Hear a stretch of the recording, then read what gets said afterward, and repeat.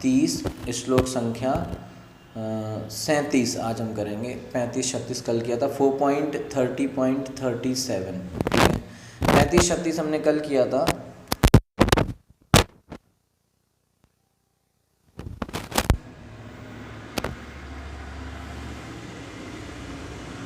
Okay, तो 35 36 में बताया गया था कि भगवान का कथा, कृष्ण कथा सुनने से 4 फायदे कौन कौन से होते हैं, ठीक है। 4 इफेक्ट्स ऑफ हियरिंग कृष्ण कथा। 37वें श्लोक में भगवान के भक्तों के बारे में बताया जाएगा कि भगवान के भक्त, उनकी क्या महिमा है, ठीक है। तेषां विचरतां पदभ्यां तीर्थानां पावनेच्छया भीतस्य किं न रोचेत तावकानं समागमः।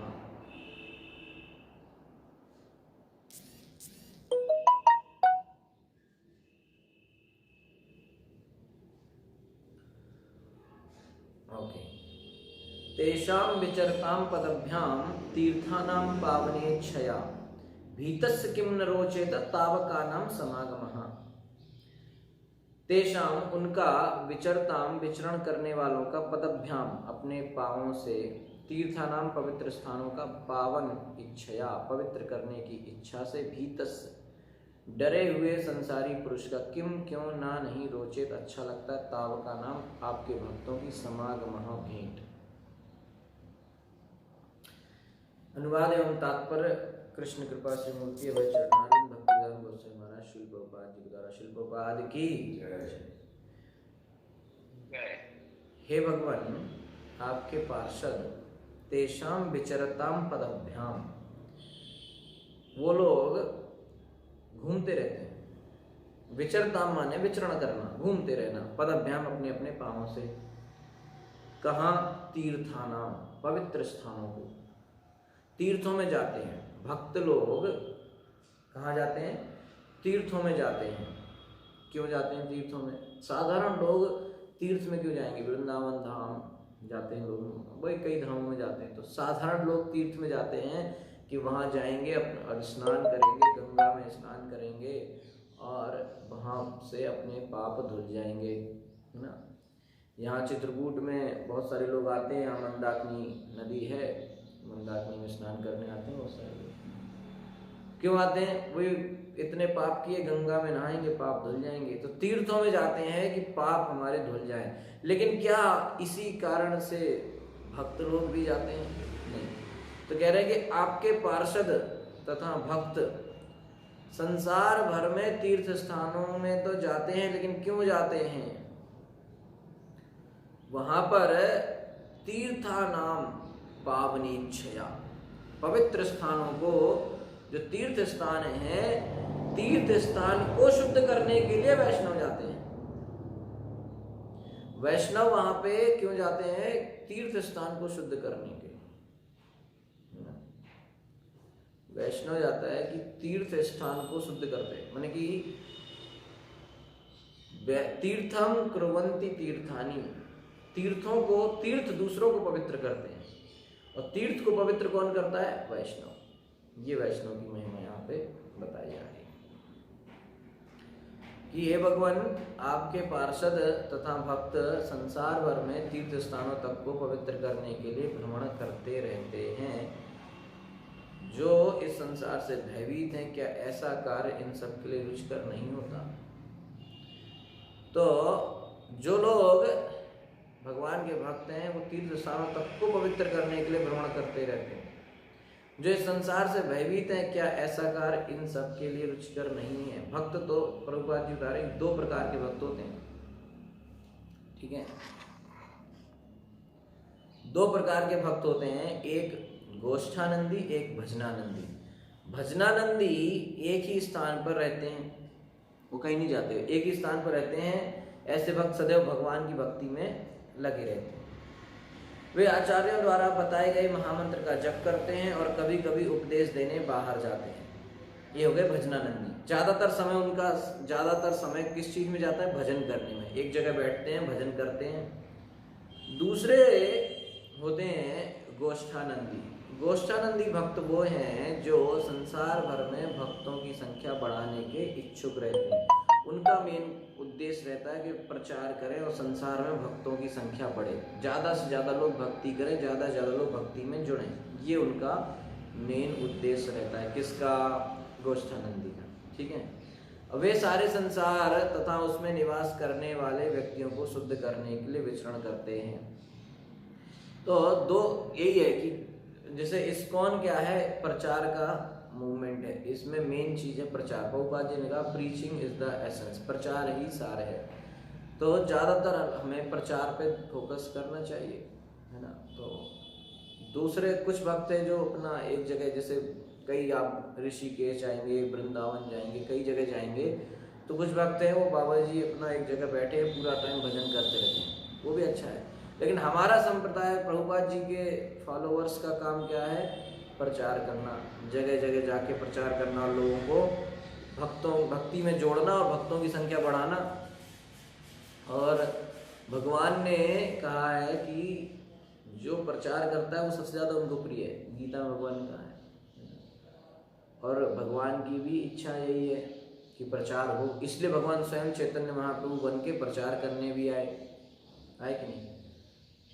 स्वयं जो है भगवान चैतन्य महाप्रभु बन के प्रचार करने के लिए आए और प्रचार किया, लोगों को भक्ति में जोड़ा और दूसरों को भी यही उपदेश दिया। पृथ्वी ते आचे यत नगरादि ग्राम सर्वत्र प्रचार होइबे मोरा नाम। महाप्रभु कहते हैं कि पूरे पृथ्वी पे एक एक नगर ग्राम में जो है कृष्ण नाम का प्रचार होना चाहिए। तो ये महाप्रभु की इच्छा है, ये प्रभुपाद जी की इच्छा है, यही जो है पूरे परंपरा की इच्छा है। तो हमको प्रचार में लगना चाहिए। इसलिए आज तक प्रभुपाद जी के फॉलोअर इसी चीज में लगे हुए हैं कि जगह जगह जाके देखते हैं कि कहाँ पे प्रचार नहीं है, वहाँ पे प्रचार करें। नए नए जगह में, अभी जैसे आपको पता है अभी चित्रकूट में सेंटर बनाया है, तो क्यों बनाया है? यहाँ पे प्रचार, इस्कॉन का प्रचार नहीं हो रहा है, तो उन्होंने यहाँ पे बनाया है। जहाँ पर प्रचार नहीं है वहाँ पर हो, क्योंकि एक एक नगर ग्राम में हरे कृष्ण कृष्ण कृष्ण हरे हरे, हरे राम राम राम हरे हरे, ये महाप्रभु के द्वारा दिए हुए इस महामंत्र का जो है प्रचार हर जगह होना चाहिए। इसलिए हमें प्रभुपाद जी के आदेश को मानना चाहिए, कैसे भी करके हर जगह प्रचार हो। तो प्रचार में जो भी हम सहयोग कर सकते हैं हमें वो करना चाहिए। नहीं, हम प्रचार करें, हमको प्रचार करने में दिक्कत है तो हम उसमें कुछ ना कुछ तो सहयोग कर ही सकते हैं।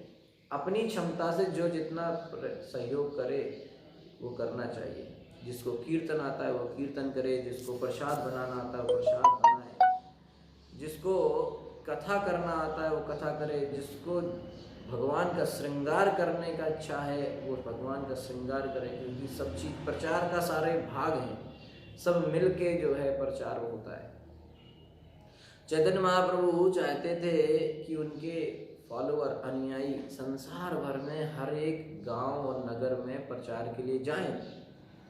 और चैतन्य महाप्रभु का जो संप्रदाय के जो लोग हैं, भगवान चैतन्य महाप्रभु के सिद्धांतों को दृढ़ता से मानते हैं, पालन करते हैं और उन्हें भगवान चैतन्य महाप्रभु के संदेश को, जो श्री कृष्ण के वचन भगवत गीता तथा श्रीमद् भागवत ही है, जो भगवत गीता है मैं बताया है वही मैसेज भागवतम में, वही मैसेज भगवान श्री चैतन्य महाप्रभु ने भी दिया है। तो विश्व भर में प्रचार करने के लिए महाप्रभु के फॉलोअर को भ्रमण करना होता है, घूमना पड़ता है, जगह जगह जाके प्रचार करना होता है, देखना होता है कहाँ प्रचार नहीं वहां पे जाओ। प्रभुपाद जी ने यही किया। प्रभुपाद जी चाहते तो वृंदावन में आराम से रह सकते थे कि नहीं, लेकिन उन्होंने प्रचार के लिए दूसरे देशों में गए जहाँ दिक्कत परेशानी है ना, वहाँ फैसिलिटी नहीं है, फिर भी वहाँ गए।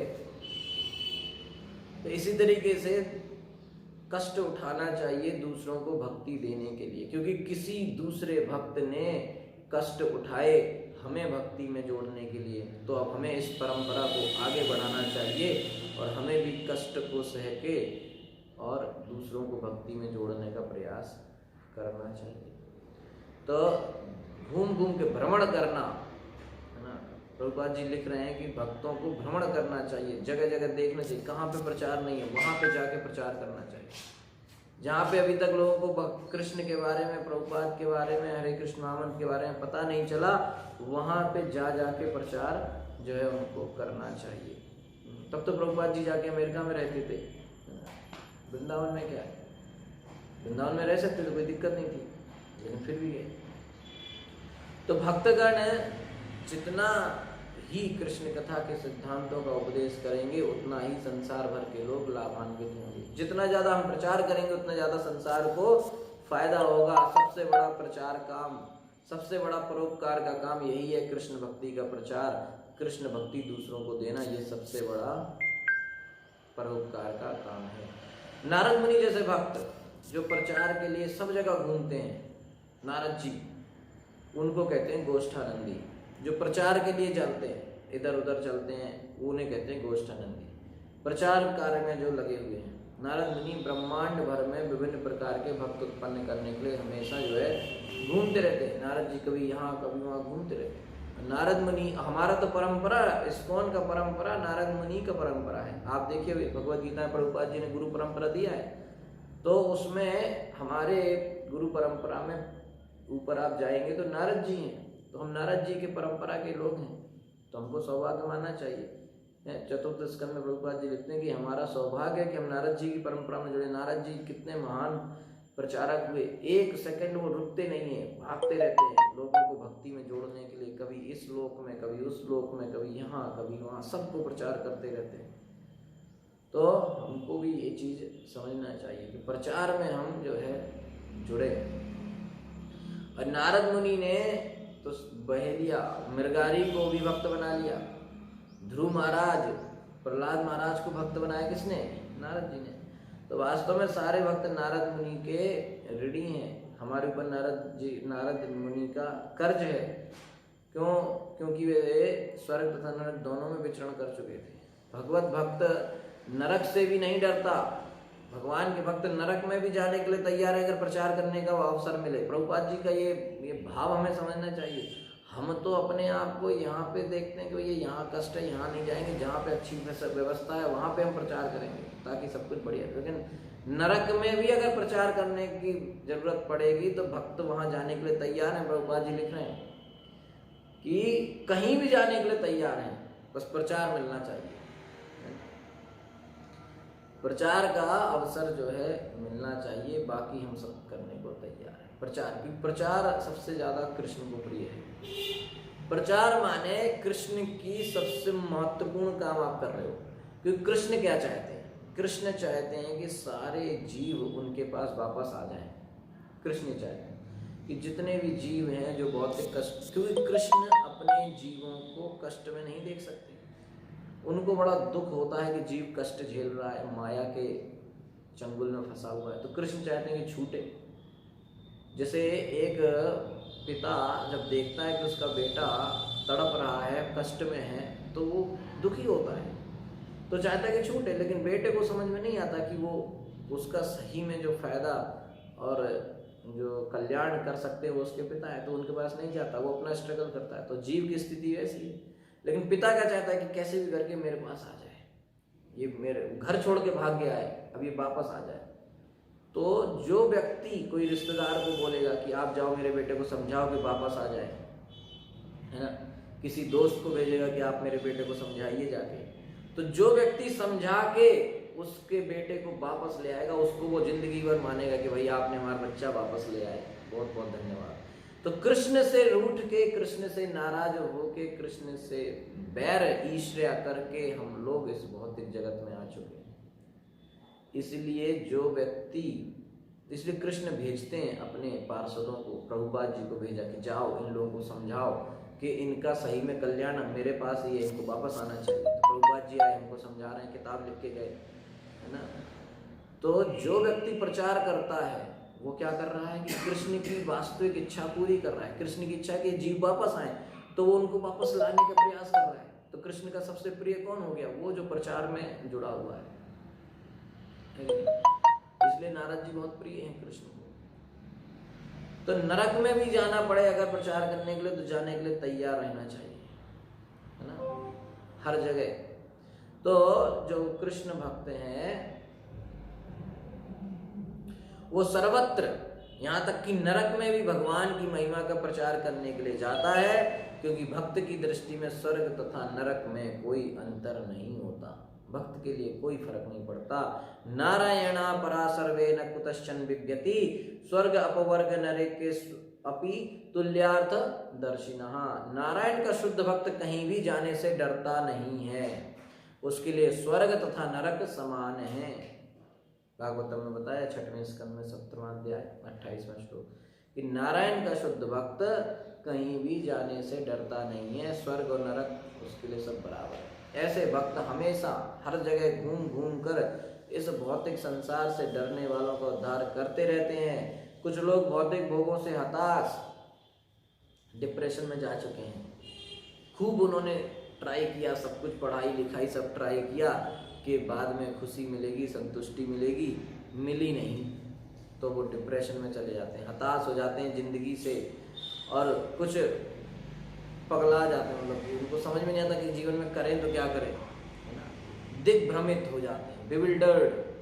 तो कुछ लोग भौतिक भोगों से हताश तथा दिग्भ्रमित होने के कारण पहले से ही इस संसार से उबे हैं, और कुछ लोग जो बुद्धिमान हैं, परमेश्वर को जानने में रुचि रखते हैं, कुछ लोग तो पहले से ही परेशान हैं, पूरे जिंदगी से ऊब चुके हैं। कुछ लोग हैं जो थोड़े बहुत बुद्धिमान हैं, तो वो सोचते हैं कि कुछ भक्ति उक्ति करनी चाहिए, भगवान के बारे में जानना चाहिए।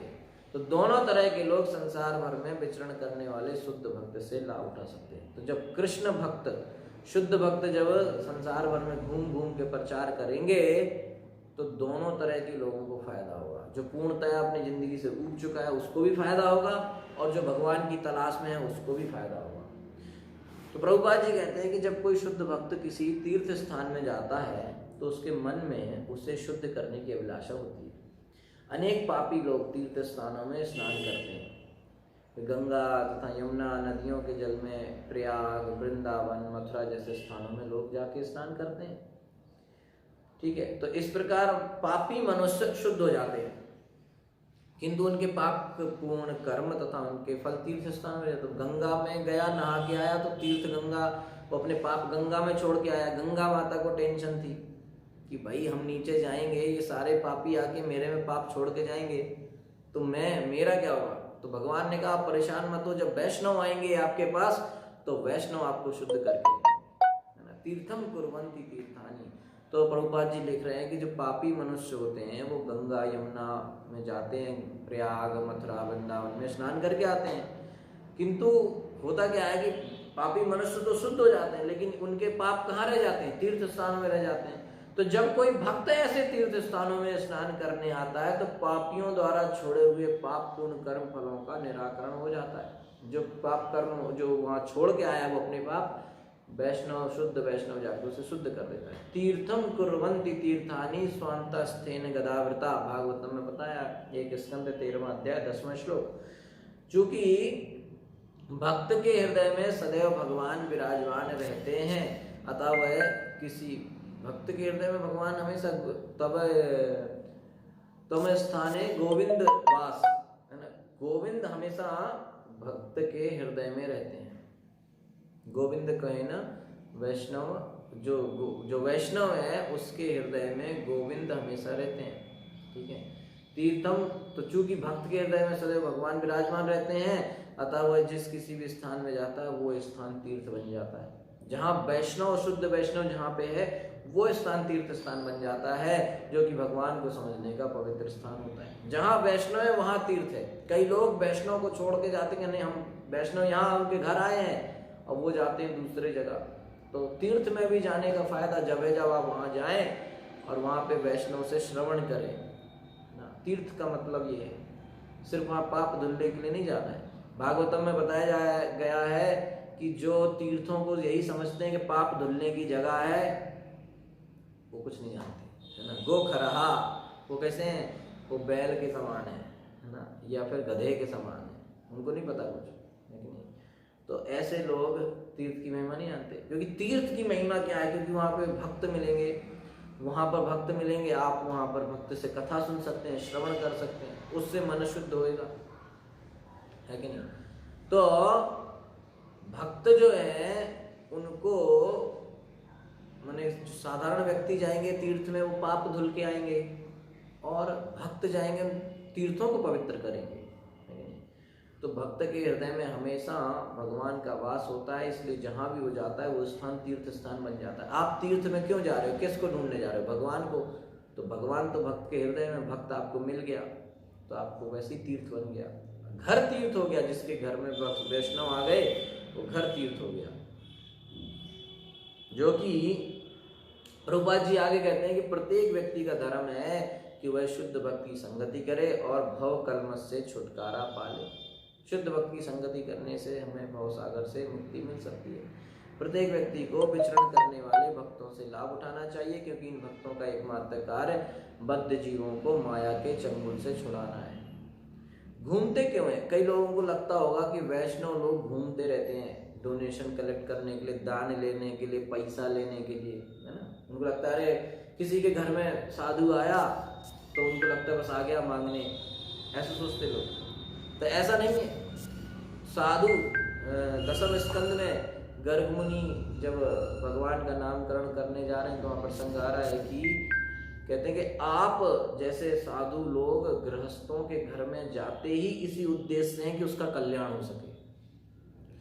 तो गृहस्थ के घर में अगर वैष्णव आ गया है तो उसको नहीं समझना चाहिए कि मांगने आ गया, वो मुंह छुपा के बैठ गए। उसको समझना चाहिए कि आज भगवान की कृपा हो गई है मेरे ऊपर कि एक वैष्णव को मेरे घर में भेज दिया है, तो मेरा उद्धार करने के लिए भेजा है। मैं रोज भगवान से प्रार्थना करता हूँ कि मेरा उद्धार करो, मेरा कल्याण करो। तो आज भगवान ने मेरी प्रार्थना सुन ली है, क्योंकि भगवान ने मेरे पास एक वैष्णव को भेज दिया है। तो रोज तो वो अगरबत्ती घुमाएगा, पूजा करेगा कि भगवान मेरे पे कृपा करो, मेरे पे कृपा करो, मेरे पे कृपा करो। और भगवान का जो कृपा करने वाला जो डिलीवरी एजेंट है ना, अपन ऑनलाइन सामान मंगाते कि नहीं, अमेज़न में सामान मंगाया, ऑनलाइन ऑर्डर कर दिया, ठीक है, ऑनलाइन पैसा दे दिया, सामान देने कौन आएगा? वो व्यक्ति आता है ना, कोरियर वाला, वो आएगा।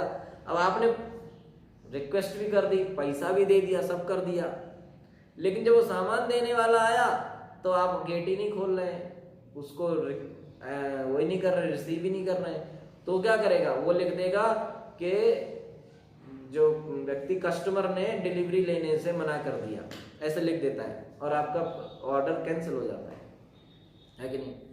तो ऐसे ही रोज हम भगवान से प्रार्थना करते, भगवान हमारे पर कृपा करो, हमारे पर कृपा करो, ये व्रत किया, वो पूजा किया, रोज करते। भगवान कहते चलो आज इसके ऊपर कृपा कर ही देते, तो कृपा भेजते हैं कोरियर से। तो वो आता है भक्त, उनके दरवाजे गेट खटखटा, आ गया मांगने, उसको बंद करो, उसको नहीं देते, उसको भगा देते, तो कृपा कहाँ मिलेगी? तो कृपा तो भक्त के माध्यम से ही मिलेगी ना। तो गर्ग मुनि जब आए तो नंद महाराज कहते हैं कि आप जैसे भक्त गृहस्थों के घर में जाते ही इसीलिए हैं कि उसका कल्याण कर सके, और कोई कारण नहीं है, और कोई दूसरा कारण नहीं है। साधु का गृहस्थ के घर में जाने का सिर्फ और सिर्फ एक ही कारण है कि वो उस गृहस्थ का कल्याण करना चाहता है। कृपा आज उसके ऊपर आई है, इसलिए वो साधु उस गृहस्थ के घर में आया है। तो इसलिए साधु को बुलाना चाहिए, घर में आना ही आना चाहिए। भागवतम कहती है कि जो साधु, जो गृहस्थ जिसके घर में साधु नहीं आते हैं, वैष्णव नहीं आते हैं, वो घर सांप के बिल के समान है कि नहीं। तो इस तरीके से यहाँ पर प्रचेता लोग कहते हैं कि आपके शुद्ध भक्त इसीलिए घूमते रहते हैं कि तीर्थों को भी शुद्ध करते हैं, है ना, लोगों को, घरों को, पूरी जनता को कल्याण करने के लिए वो विचरण करते रहते हैं। इसलिए जो लोग भौतिक कष्टों से परेशान हैं, व्यथित हैं, उनका कल्याण करने के लिए वैष्णव हमेशा घूमते रहते हैं।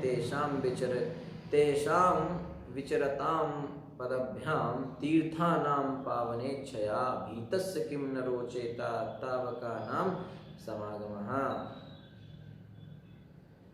ठीक है, तो इसके बाद 38वें श्लोक में, ओके, थोड़ा बड़ा श्लोक है तो इसको कल कर सकते हैं। इस श्लोक में 38वें श्लोक में बताया जाएगा कि कह रहे हैं कि जो लोग आपके भक्त शिव जी की संगति करते हैं उनका क्या होगा, है ना। क्योंकि प्रचेताओं ने शिव जी का संग पाया था पहले, शिव जी ने उनको रुद्र गीत बताया कि कैसे कृष्ण को प्रसन्न करें, शिव जी ने बताया, ठीक है। तो उस बारे में कि कैसे प्रचेता लोग बताते हैं कि उनको कैसे कृष्ण को ही बोल रहे हैं कि हमें कैसे आपकी कृपा मिल गई, इस बारे में वो 38वें श्लोक में बताएंगे, ठीक है। तो 38वां श्लोक का तात्पर्य काफ़ी बड़ा है, वो आज हो नहीं पाएगा, इसलिए उसको कल ही शुरू करेंगे। Hare Krishna. Thank you so much. Shrila Prabhupada की जय। ग्रंथ राज श्रीमद् भागवतम